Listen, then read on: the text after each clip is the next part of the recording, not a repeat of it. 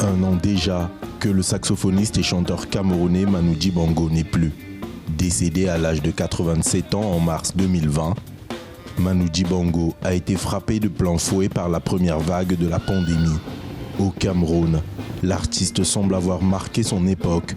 Une des gloires de la musique camerounaise, Ekambi Briand, se souvient encore de la première rencontre avec le saxophoniste.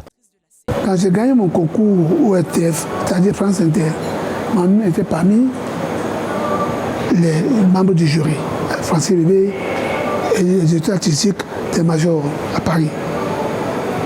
Après, je suis allé voir Manu. Je suis allé à Paris. Manu m'a reçu chez lui. À Paris Musique.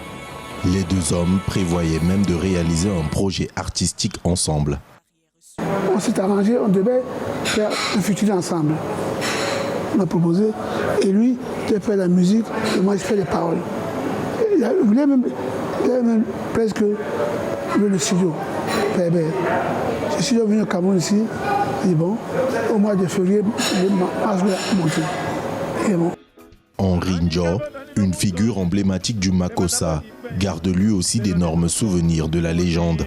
Alors que Manu Dibango tenait un cabaret dans la capitale économique camerounaise, c'est lui qui permettra à Henri Ndjo, à peine adolescent, de se lancer dans l'univers musical. Il avait un cabaret quand il rentrait du Congo, avec sa femme. Un cabaret qui marchait très bien d'ailleurs.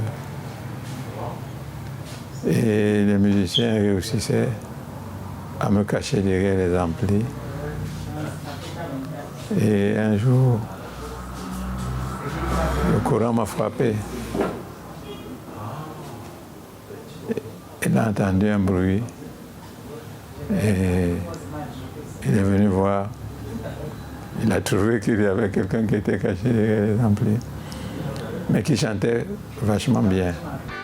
La disparition de Manu Dibango, au plus fort de la crise sanitaire, a obligé l'artiste à quitter la scène sans grand bruit. Pour Henri Ndjo, une icône du calibre de Manu Dibango mérite des hommages à la hauteur de sa renommée.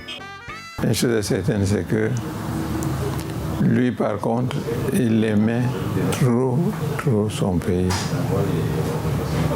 Il adorait son pays. Parce qu'il n'a pas changé de passeport. Il avait toujours son passeport vert. Il allait très jeune en France. Il n'a pas changé de nationalité. Aujourd'hui, on vient lui donner les médailles. Ça a juste titre, mais il fallait le faire avant, parce qu'il le mérite. L'aura du saxophoniste continue cependant de traverser les générations. Les œuvres du natif de Douala font encore écho à travers le monde.